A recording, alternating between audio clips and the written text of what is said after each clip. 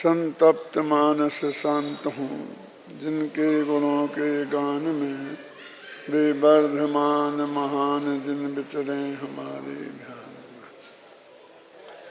समय सार परमागम की 74वीं गाथा में ये बताया है कि 73वीं गाथा में बताई गई विधि के अनुसार जब यह आत्मा ये जान लेता है कि जीव के साथ बंधे हुए जो आश्रव भाव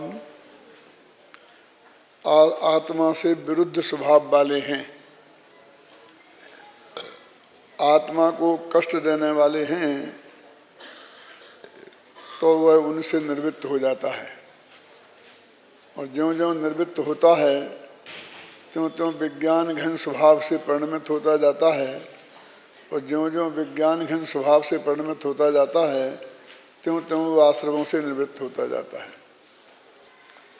ऐसा ही एक छंद आचार्य पूज्यपाद का भी आता है। यथा यथा समायाति संवित्तौ तत्त्वमुत्तमं तथा तथा न रोचन्ते विषया सुलभापि। यथा यथा न रोचन्ते विषया सुलभापि तथा तथा समायाति संवित्तौ तत्त्वमुत्तमम्। बिल्कुल जो ये पंक्ति है ना अमृतचंद की, बिल्कुल समझ लो कि इसी का अनुवाद है। इसका ऐसा मैं क्यों बोल रहा हूँ कि इस छंद का वो अनुवाद है। ऐसा भी कह सकते हैं कि ये छंद उस पंक्ति का अनुवाद है छाबड़ा जी, क्योंकि पूज्यपाद 6वीं शताब्दी के हैं और ये 10वीं शताब्दी के। दोनों में 400 साल का अंतर है। वो छंद जो लिखा गया है वो 400 साल पहले लिखा गया। ये टीका लिखी गई ये 400 साल बाद में लिखी गई। इसलिए हम ये मानेंगे कि उसकी छाया इसमें है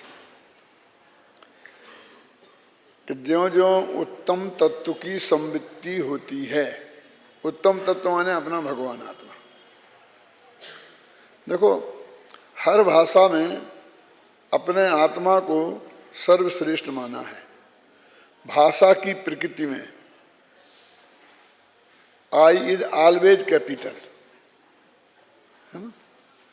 वहाँ अंग्रेजी में भी है ना, आई हमेशा कैपिटल में लिखी जाएगी, बीच में आए, शुरू में आए, अंत में आए, ऐसा नहीं कि शुरू का अक्षर कैपिटल में लिखे और बाद में ऐसा लिखे, है ना। और संस्कृत भाषा में कहते हैं 3 पुरुष होते हैं ना, उत्तम पुरुष, मध्यम पुरुष और अन्य पुरुष। आप समझते हैं ना। तो हम ये उत्तम पुरुष हैं, है ना, और तुम ये मध्यम, और बे ये अधम। अन्य पुरुष का अधम कहना अच्छा नहीं लगा इसलिए उन्हें अन्न में डाला है ना, अन्न। तो देखो संस्कृत व्याकरण से, इंग्लिश व्याकरण से सबसे ये सिद्ध होता है कि मैं मेरे लिए सर्वाधिक महत्वपूर्ण हूं। उसको बोलते उत्तम तत्व, ये लिखा ना, और यथा यथा समायाति संवित्तौ तत्त्वमुत्तमम्। उत्तम तत्व की संवित्ति जैसे जैसे होती है, अपन को लगता ज्ञान तो एक साथ हो जाता है ना, ये बात सही है, लेकिन फिर भी उस ज्ञान में गहराई आती है, उसमें अपनापन में दृढ़ता आती है, उसमें अपनापन का विकास होता है, ख्याल में है ना। वो उसके 4थे गुणस्थान से लेकर के और 13वें गुणस्थान तक की वो सीढ़ियाँ अपने शास्त्रों में बताई हैं ना, वो सब उसकी विरोधी जो कसाएँ हैं वो अनंतानुबंध दी जाती है। सत्ता में पड़ी हो तो संक्रमित होके अप्रत्याख्यान प्रत्याख्यान होके निकल जाती है। जो भी हो धीरे धीरे होता है ना वो प्रक्रिया, वो इसलिए यथा शब्द डाला है। तथा तथा समायाति तथा तथा न रोचन्ते विषया सुलभा अपि। जो सुलभ 5 इंद्रिय के विषय हैं वे भी अच्छे नहीं लगते हैं। सुलभ का मतलब क्या है कि एक तो पुण्य का योग नहीं हो तो 5 इंद्रियों के विषयों की उपलब्धि जो इस लोक में इतनी आसान भी नहीं है। जिनको हो गई है ना उन्हें इसका अंदाजा नहीं है। झुपड़पट्टी में जाके देखो, और जिन लोगों को 2 जून रोटी की व्यवस्था नहीं है, 5 इंद्रियों के कोई विषय सुलभ नहीं है ना, तब मालूम पड़ेगा ये कितने दुर्लभ हैं। तो कहते हैं कि भाई दुर्लभ विषय में भी उनकी आसक्ति होती है, लेकिन यदि आत्म तत्व की संवित्ति हो तो सारे 5 इंद्रियों के विषय सामने पड़े हों तो भी वे रुचते नहीं है। तथा तथा न रोचनते विषया सुलभा अपि। अभी अभी सुमित प्रकाश जी बता रहे थे ना कि अभी हम टीवी देख रहे हों और लौकिक कार्यक्रम देख रहे हों तो वहाँ पर नींद आ जाती नहीं आती है, सतर्क रहते हैं, और यहाँ पर बिल्कुल गर्दन ढली रहती है। ऐसे भी लोग इस जगत में हैं गुरुदेव के प्रताप से कि जो इसमें एकदम जागृत रहते हैं, और कोई भी फिल्म उन्होंने बीच में बिना सोए नहीं देखी होगी। देखना पड़ी होगी, जो लोगों के साथ जाना पड़ा होगा ना, तो उसके बीच में उन्हें नींद अवश्य आ गई होगी। होता है ना ऐसा है? और यहाँ कभी भी उनके बिल्कुल भी उनकी जागृति की कोई कमी देखने में नहीं आती है। हाँ, अधिकांश लोग वैसे हैं जैसे सुमित प्रकाश जी ने बताए, लेकिन ऐसे लोगों से भी जगत खाली नहीं है, बीज नष्ट नहीं हुआ है। मेरा मतलब ये है ना, बीज राख फल भोग भी है कि नहीं है, कि इसमें अत्यंत जागृत अवस्था रहते हैं, तो उसे सुलभ विषय भी अच्छे नहीं लगते हैं। और अब उल्टी बात करते हैं कि ज्यों ज्यों सुलभ विषय अच्छे नहीं लगते हैं तो त्यों त्यों उत्तम तत्व की प्रीति और बढ़ती है, संवित्ति और बढ़ती है। दोनों तरफ से कार्य कारण संबंध है। कभी ये कार्य बनता है, कभी वो कार्य बनता है, कभी वो कार्य बनता है। इसको मैं कहता हूँ ना कि लोग कहते हैं देखो सब सत्यानाश कर दिया, चौराहे चौराहे पर नंगी औरतों की फोटो लगा दिए हैं, घर घर में टीवी घुस गया है, इसलिए सबको बिगाड़ के रख दिया है। ये पक्ष है ना, ये पक्ष है, और जिसको हम लोग बहुत गहराई से अनुभव करते हैं।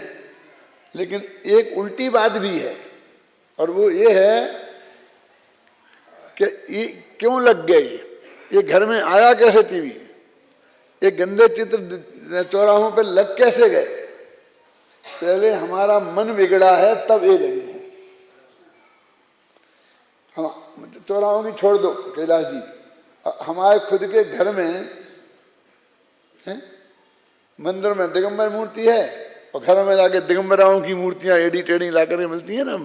मूर्ति मोहल्ला में जाओ तो ये दिगंबर मूर्तियां तो मिलेंगी बहुत कम, वैसे 1000 गुणी तो वैसी मूर्तियां मिलेंगी कि नहीं, गंदी गंदी मूर्तियां। और आज सब बड़े नाम कहलाने वाले आदमियों के घरों में सब में मिलेंगी। पहले तो इस दुनिया में एक हुकुमचंद सेठ था, क्या? मैं तो जब 14-15 वर्ष का रहा हूँगा तब जाकर देखी पहली दफे। मेरे मामा रहते थे, मेरे मामा के घर गया था इंदौर, तो सब दिखाने ले गए, इंदौर घुमाने, तो वो इंद्र भवन भी दिखाने ले गए। तो उसे देखकर मैं इतना एलर्जिक हो गया था हुकुमचंद सेठ से, क्या कि आप कल्पना नहीं कर सकते थे कि जब उनका स्वर्गवास हुआ तब मैं 20-25 वर्ष का रहा हूँगा, अशोकनगर में था, तो सब शोक सभा रखी गई हमारे अशोकनगर में। तो मैंने अपने भाषण में कहा क्या कर रहे हो, उस सटोरियों की शोक सभा मना रहे हो,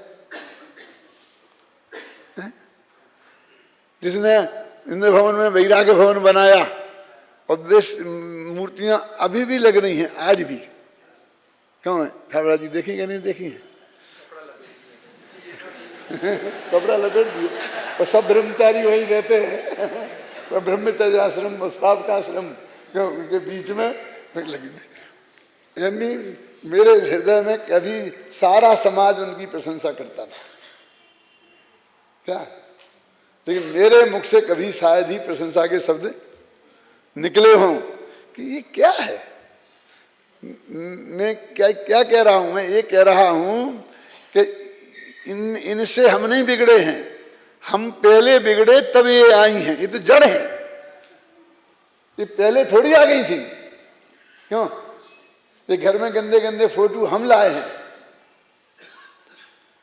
टीवी अपने आप नहीं खुलता है, वो चैनल कौन सा चलाना है वो हम खोलते हैं। तो पहले हम बिगड़े कि फिर हम बिगड़े, हमने उसे खोला, उसने फिर हमें खोला। दो ही तरफ से है। इसने हमें बिगाड़ा ये भी सत्य है, और हम बिगड़े तब ये चीजें हमारे चारों तरफ हो गई, ये भी कम सत्य नहीं है। कहने का अर्थ है कि एक दूसरों पर टालने से क्या होगा, पर द्रव्य तो सब निमित्त हैं, हैं? हम अपने बिगड़ने के जिम्मेवार पूरे हम हैं, ये इसमें लिखा है।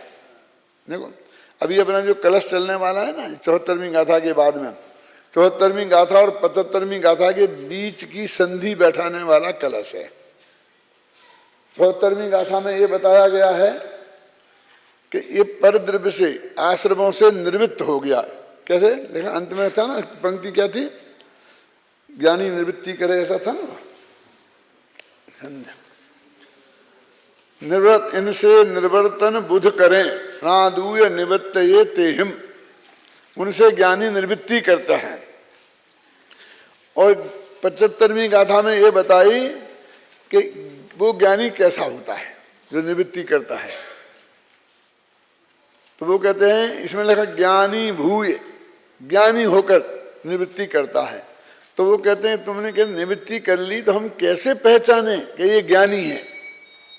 तो उसके जवाब में 75वीं गाथा आई है। तो ये 74वीं गाथा के समापन का भी कलश है, और 75वीं गाथा का उत्थान का भी कलश भी है। इसमें निवर्तन की बात भी की है आश्रमों से, और वो निवर्तित हो गया तो उसमें कोई चिन्ह प्रकट हुए होंगे ना, पहचान के चिन्ह, कि हमने कैसे जाना कि ये ज्ञानी हो गया। ख्याल में है ना? तो उसका 75वीं गाथा में बताया है। छंद पढ़े भाई, है ना, सादुल विकीर संस्कृत का छंद नहीं है तुम्हारे पास किताब?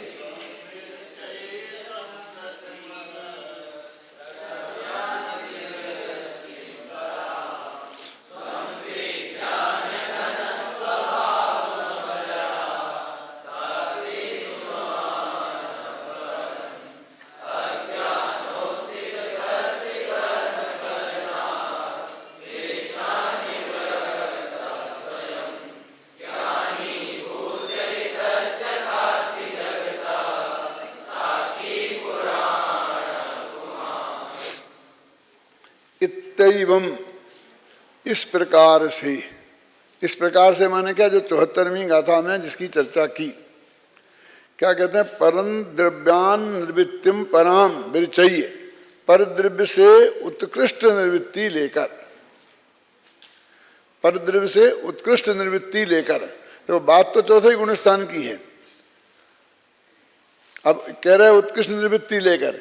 ये राग अभी जो राग आश्रव, राग भाव आश्रव है ना, वो 10वें गुण स्थान तक रहेगा, और अभी यहाँ पहले ही में उत्कृष्ट निवृत्ति कह रहे। तो वो कहते श्रद्धा की बात है ना, तो श्रद्धा में उसे पूरी तरह हे मान लिया, हो गई उत्कृष्ट निवृत्ति। अब तो वो जब तक रहेगा वो रहेगा।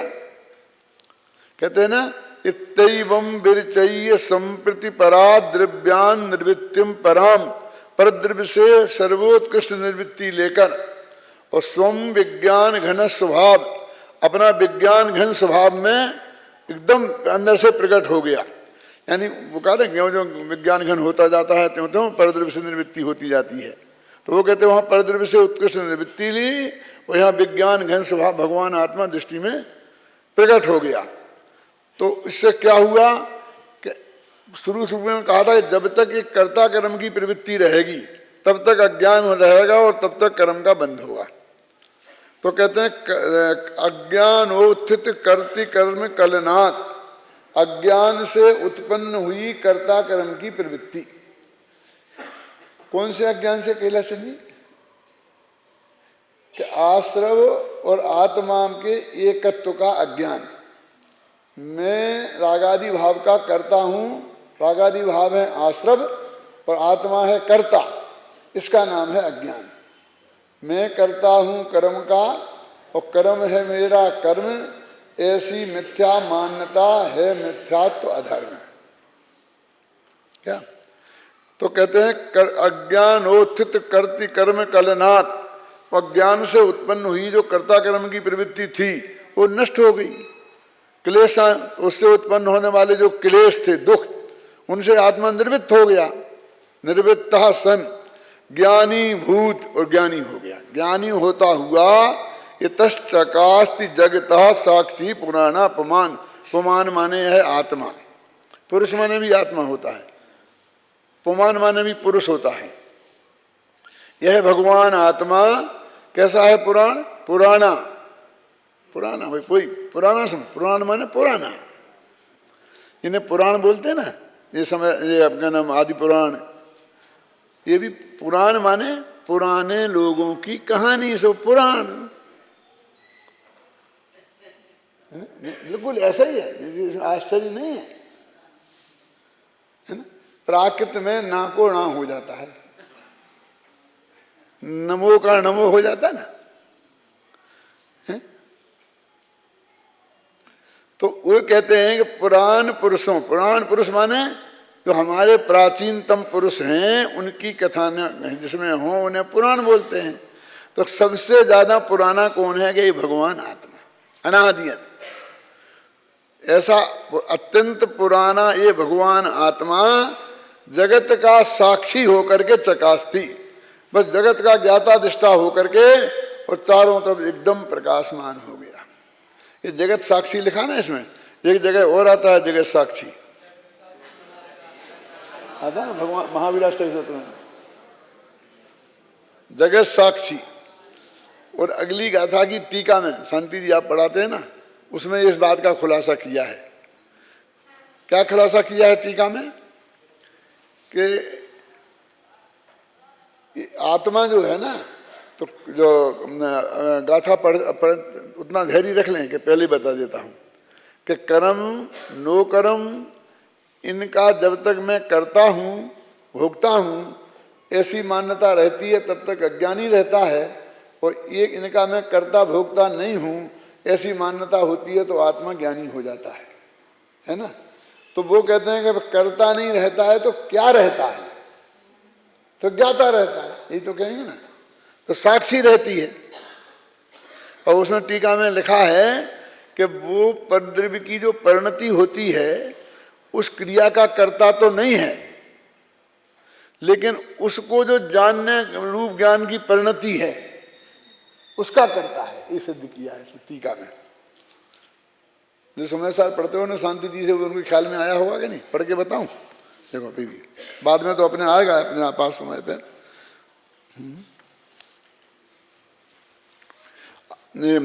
ये पेज नंबर 149 पे तीसरा पैरा हिंदी में देखो। आत्मद्रव्य स्वतंत्र व्यापक होने से आत्म परिणाम का अर्थात पुद्गल के परिणाम के ज्ञान का करता है, और पुद्गल परिणाम का ज्ञान उसका व्यापक, उस व्यापक का व्याप्त होने से उसका कर्म है। माने वो पुद्गल कर्म कर्म नहीं है, उस पुद्गल कर्म का ज्ञान कर्म है। माने उसके ज्ञातापने की स्थापना की, ये जगह साक्षी है। देखो मैं ये कहता हूँ कि अभी बीच में एक अपने धारा चली थी कि जैसे कि मैं परद्रव्य मैं नहीं हूँ, परद्रव्य मेरा नहीं है, परद्रव्य का मैं करता भोगता नहीं, ऐसा परद्रव्य का मैं ज्ञाता नहीं हूँ। बीमारी चली थी ना, ये बहुत चली। अभी भी उसके कीटाणु बहुत लोगों में विद्यमान है ना। तो उसमें कितना स्पष्ट है कि उसके ज्ञान का तो ज्ञाता सिद्ध किया, वो ज्ञान क्रिया का कर्म है और भगवान आत्मा उसका कर्ता है। ये 75वीं गाथा का सिद्ध किया। क्यों? और वो उसका कर्म है, वो उसकी परिणति है। माने ज्ञान के कर्तृत्व का निषेध नहीं है। ये 4 प्रकार के जो संबंध हैं वो ज्ञान क्रिया के साथ नहीं है, पर को जानने का निषेध नहीं है। जानन क्रिया तो कहते वो पर का हो गई ना, पर का हो गया ना सब। कहाँ हुआ? वो जो जानन क्रिया है वो पर की थोड़ी है, वो तो तेरी है, पर तो उसके जानने में आया है, वो तो ज्ञेय रूप निमित्त है। हमने ऐसा कह दिया कि जो हमारा ज्ञेय रूप निमित्त था उस ज्ञेय को ही अपनी ज्ञान परिणति सौंप दी, क्योंकि वो तो परिणति हमारी थी प्योर, और वो विभाव नहीं था, क्योंकि स्वपर प्रकाशक शक्ति है तो वो उसका स्वभाव था। उसको जानना आत्मा का वो स्वभाव है, विभाव नहीं है। ख्याल में है ना? और इसमें स्थापना की है उसकी। जब हम टीका पढ़ेंगे कल तो उस टीका में बहुत अच्छी तरह से विस्तार से आएगी कि वो क्या कहते हैं कि जो वहां पर कर्म में हुआ, जैसे अपने मोह राग द्वेष परिणाम हुए, उसे ज्ञान वर्ण आदि कर्म बंधे और कर्म का बंधन अपन को हुआ, तो अपन काय के करता है। तो अब तीन चीजें हुई वहां। एक तो वो कार्मान वगणा कर्म रूप परिणमित हुई, एक काम हुआ। दूसरे हमारे आत्मा में मोह राग द्वेष के परिणाम हुए, और तीसरा वो हमारी ज्ञान का ज्ञेय बना, मन जानन क्रिया हुआ। तीन काम हुए ना, राग, ज्ञान और वो कर्म रूप पुद्गल का परिणमन। तो इन गाथाओं में, इस प्रकरण में, वो पर का करता तो आत्मा किसी कीमत पर है ही नहीं, क्योंकि दो द्रव्यों के बीच में वज्र की दीवार है अत्यंत अभाव की। अब उसे करने का जो राग हुआ, वो राग चूंकि अपना परिणमन है, तो उसका कर्ता कदाचित अशुद्ध निश्चय नय से आत्मा को कहीं कहीं कहा है या नहीं। तो क्या का कि उसका जो ज्ञान हुआ, वो ज्ञान का कर्ता आत्मा है। चाहे आत्मा का ज्ञान होता और चाहे उसका ज्ञान हुआ, दोनों का कर्ता आत्मा है। हमको ऐसा लगता है कि आत्मा का ज्ञान होता तो उसका कर्ता बनना तो हमारा सौभाग्य था, और उसका ज्ञान हुआ तो उसका कर्ता बनना हमारा दुर्भाग्य है। तो ये हमने आत्मा के स्वभाव का अपमान किया, माने स्वभाव को दुर्भाग्य बना दिया ना। वो तो ज्ञान का परिणमन है, और जो ज्ञान के पर्याय की योग्यता होगी वो ज्ञेय उसके ज्ञान में आए गई। और अपन जब किरमत पर्याय पर जाते हैं तो वो अपने परीक्षा मुख का सूत्र है ना, फेव संरक्षण, अनादिकाल पहले से कौन से ज्ञान पर्याय का ज्ञेय कौन सा पदार्थ होगा, ये पहले से ही नक्की है। वो हटाना तुम्हारे हाथ में भी नहीं है, और तुम उसे अपराध मान रहे हो। यानी जो अपराध नहीं है उसे तुम अपराध मान रहे हो। सारी जिंदगी हमारे माँ बाप ने हमको ये ट्रेनिंग दी थी कि किसी की माँ बहन को, किसी की लड़की को बिल्कुल देखना नहीं, छेड़ना नहीं, उसको स्पर्श नहीं करना, उसे मजाक नहीं करना। ऐसी सारी ट्रेनिंग दी ना सारी जिंदगी भर। तो हमारे दिमाग में वो बात बहुत गहराई से जम गई। अब हमारी शादी भी हो गई, अब वो भी किसी की बहन है, अब उसकी जब देखा ही नहीं, उसकी बात ही नहीं करे, क्यों? तो वो वहां अपराध हो जाएगा। क्यों? उसके लिए डॉक्टरों के पास ले जाएंगे, इसका इलाज कराएंगे। क्यों? मनोवैज्ञानिक डॉक्टर के पास ले जाएंगे, पंडित जी के पास भी जाएंगे, समझाओ तो जरा ये। क्यों? कि सारी जिंदगी आपने समझाई कि किसी की बहन बेटी के नहीं है ना, आप जी किसी की बहन है, किसी की बेटी है, मैं क्या करूं? पहले इसे किसी की बहन बेटी मिटाओ।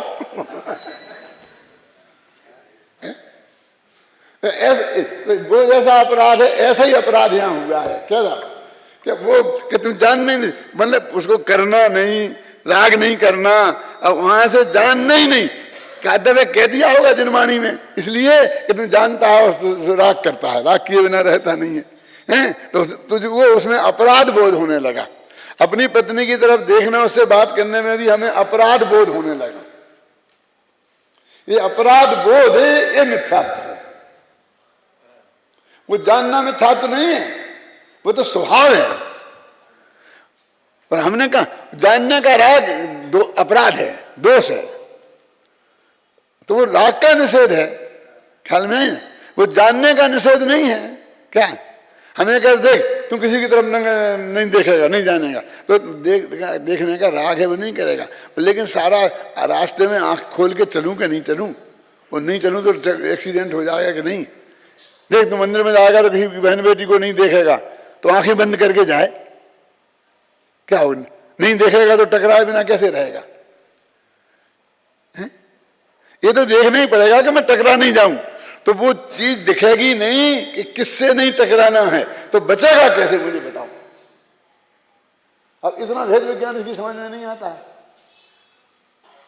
है कि जो कह रहे तुम देखना ही नहीं, उसका अर्थ क्या है?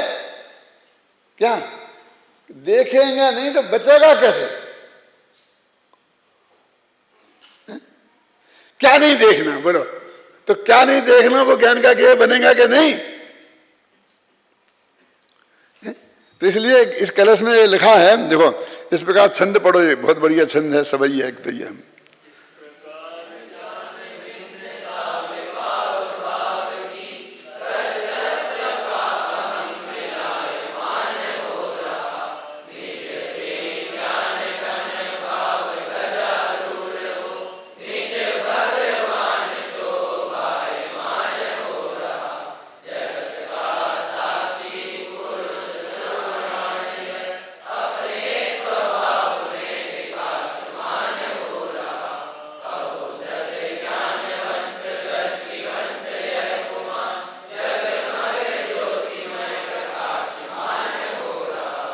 इसमें अक्षर सा पद्यानुवाद है, बहुत मुश्किल होती है इस पूरी की पूरी बात आ जाए और छंद में बांध देना। देखो इस प्रकार और इतनी सरलता से, इस प्रकार भिन्नता जान विभाव भाव की, इस भगवान आत्मा से विभाव भाव की भिन्नता इस प्रकार जानी। किस प्रकार जानी?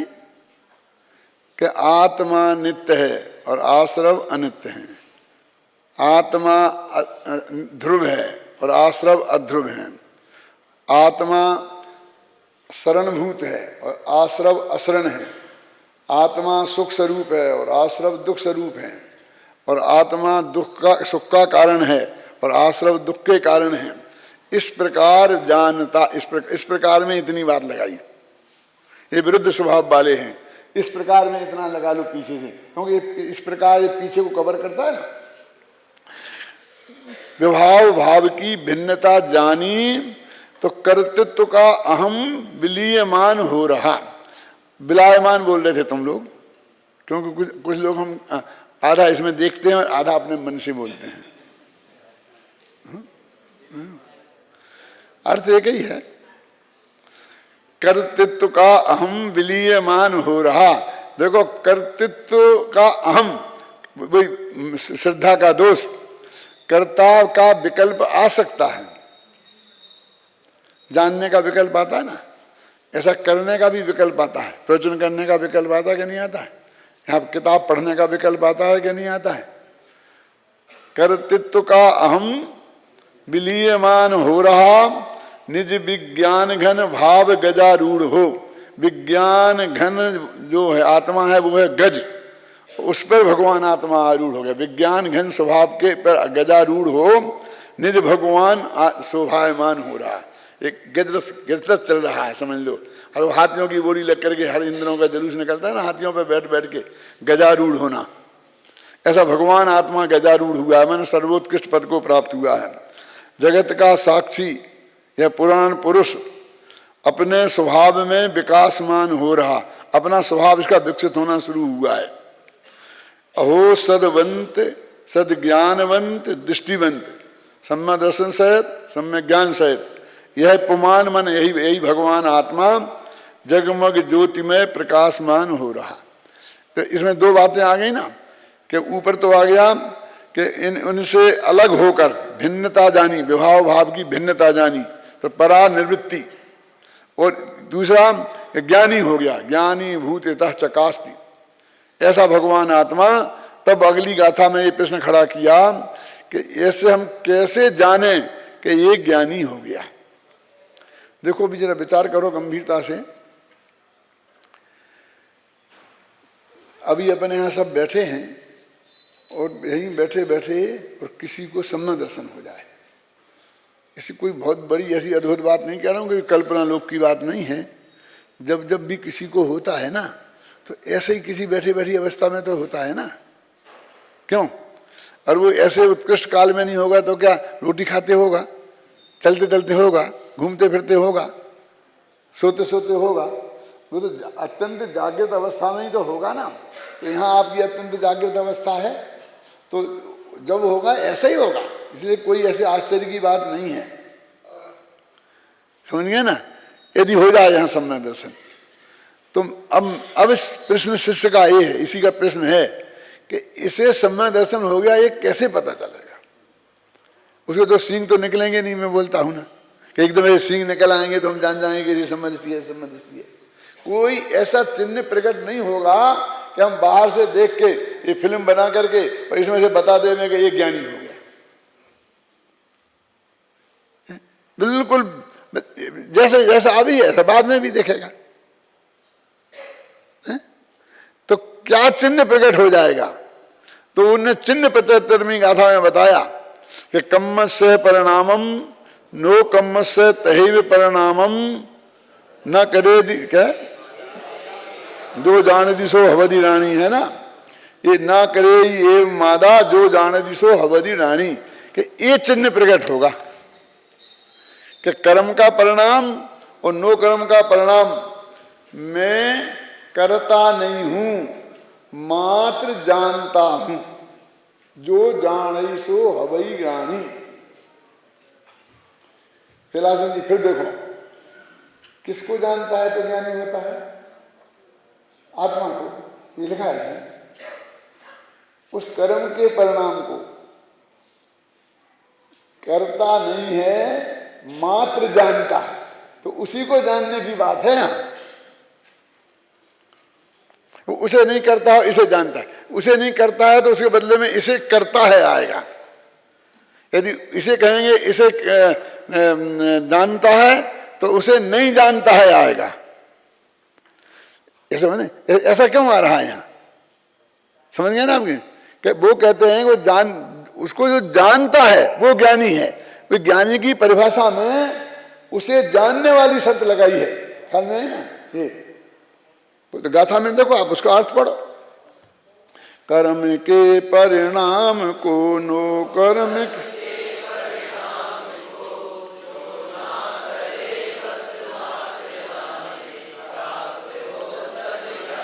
जो आत्मा इस कर्म के परिणाम को, नो कर्म के परिणाम को करता नहीं है, मात्र जानता है, वह ज्ञानी है।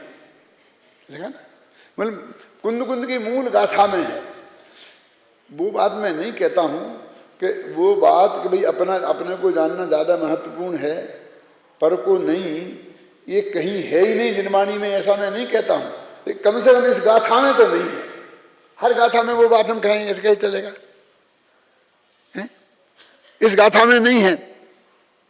और उस गाथा में कहीं भी है तो उपदेश में ऐसी बात है कि भाई तूने सारा दुनिया को जाना, लेकिन जानने वाले को नहीं जाना। अपना आता है उपदेश में, है सारी दुनिया को जाना लेकिन जानने वाले को नहीं जाना तो संसार नहीं घटा। वो तो जानने वाले को नहीं जाना और सारी दुनिया को जाना, तो ये अपराध बताया। तो सारी दुनिया को जाना ये अपराध नहीं है, वो आत्मा को नहीं जाना ये अपराध है। समझिए ना? यदि वो आत्मा को भी जाना होता और फिर सारी दुनिया को जाना होता तो अपराध नहीं होता, केवल ज्ञान होता। अनंत बनकर सर्वज्ञ बनकर तुम पूजते, उनके अष्टदेव से पूजन की जाती। क्यों? अपने आत्मा को जानने के साथ सारी दुनिया को जानने वाले तो अरहंत भगवान हैं, सिद्ध भगवान हैं, उनकी तो हम अष्टदेव से पूजन करते हैं। वो तो आत्मा को नहीं जाने और सारे जगत को जाने, वो उसकी निंदा थी। तो नहीं, आत्मा को नहीं जानने की निंदा थी।